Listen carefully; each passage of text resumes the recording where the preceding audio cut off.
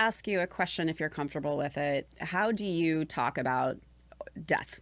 How comfortable are you guys, maybe with yourselves, with your kids, with each other? How do you approach that subject today, knowing that from this perspective, not that everybody's going to die, like how comfortable are you talking about?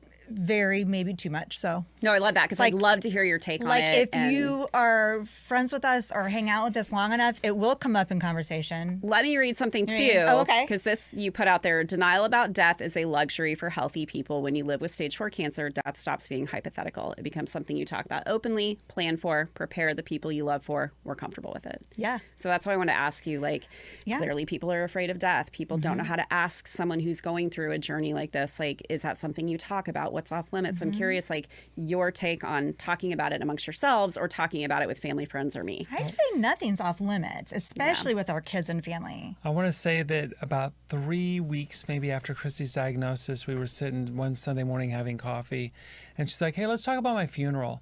And I was like, whoa, whoa, whoa. I'm like, no, I'm not even ready to go there. And Chrissy's like... Were you trying to be like... No, she was being real. You were being real. Okay. No. She wanted to talk about it. You think you're going to die. You want to talk about it. She wanted to talk about it. And I was like, no, I don't want to talk about it. And she's like, Matt, she's like, we need to talk about this stuff. We need to talk about a will. We need to talk about the kids. We need to talk about the house, you. We need to talk about like, what's it, my funeral, like we need to talk about it. And it took me a second, right? Because I didn't want to talk about it. Yeah. But then at the same time, I need to respect the fact that if Chrissy wants to talk about death, as hard as it is for me, I'm just being selfish here. Why not just let her talk about it and let's deal with this? And so from there, I think it's opened up. Even sometimes I'll be like, hey, let's talk about my funeral. She's like, I'm not ready to go there yet. Nope, not today. Yeah. But don't you feel like after you were diagnosed, you had a lot more empathy with those questions? And then you're like, yeah, remember when I didn't want to talk about it? I understand why you wanted to talk about it. Yeah, for sure. You know what I mean? My psychologist calls it like you want to wrap a bow on your life.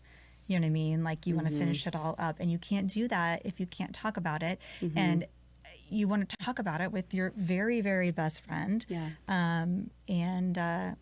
So I think that's been hard. I call it having a good relationship with death. Okay. So you need to feel comfortable with that. I've also heard it said being comfortable with your impermanence. Okay. Like we're not, nobody's permanently here. Right. What does that look like? And what I have found interesting is that the people who are comfortable with me sharing these raw, real things aren't my very best friends.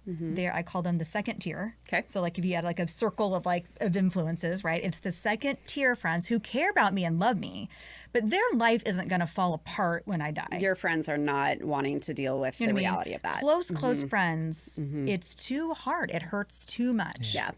So sometimes. But honestly, I mean, and thank goodness for that, right? The people in your world that love you guys so much and are just like, you know what? Again, not today. Don't want to talk about it. But this is an example of how comfortable we are talking about death. Yeah. I was at the Fox 4 newsroom like 2 mornings ago, and we were talking, and I went into the newsroom, and I'm just like, I could never be a politician because I have such a fragile ego. When you're a politician, half the population hates you automatically. And I go, this is the nice thing about cancer is no one says bad things about you. And everyone's like, oh my gosh, man, I can't believe you said that.